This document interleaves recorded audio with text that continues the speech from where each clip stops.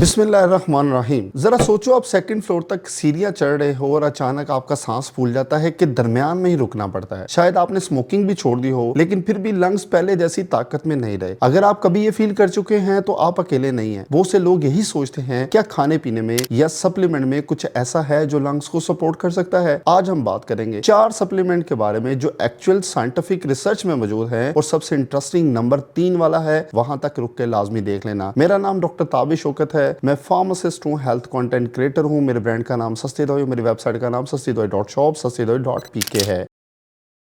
ये वीडियो सिर्फ general health education के लिए है। मैं यहाँ कोई डायग्नोज या ट्रीटमेंट नहीं दे रहा। मैं फार्मासिस्ट की हैसियत से रिसर्च बेस इंफॉर्मेशन आपके साथ शेयर करूंगा। अगर आपको ऑलरेडी कोई लंग्स का इशू है या कोई दवाई ले रहे हैं तो आप अपने डॉक्टर से लाजमी एक दफा कंसल्ट करें। पार्ट 1 में आता है विटामिन D3। पाकिस्तान में ज्यादातर लोगों को विटामिन D3 की कॉमन इशू है, क्योंकि हम धूप में कम वक्त गुजारते हैं। और 2017 में ब्रिटिश मेडिकल जर्नल में एक बहुत बड़ा मेटा एनालिसिस पब्लिश हुआ, जिसमें 25 अलग कंट्री को कंबाइन किया गया। उस रिसर्च में दिखाया कि जिन लोगों में विटामिन D3 की कमी थी, रेस्पिरेटरी इन्फेक्शन के चांसेस ज्यादा थे। लंग्स के इम्यून सेल्स में विटामिन D3 रिसेप्टर होते हैं जो इन्फेक्शन से लड़ने में मदद करते हैं। लेकिन एक इंपॉर्टेंट बात, ये फायदा ज्यादातर उन लोगों में देखा गया जिनमें डेफिशिएंसी थी विटामिन D3 की। अगर आपका विटामिन D3 का लेवल नॉर्मल है, किसी भी तरह के गारंटीड रिजल्ट का मैं आपको नहीं कहूंगा। और नंबर 2 पे आता है ओमेगा 3 फैटी एसिड, जो कि मछली और फिश ऑयल कैप्सूल में से मिलता है। ओमेगा 3 में एंटी इन्फ्लेमेटरी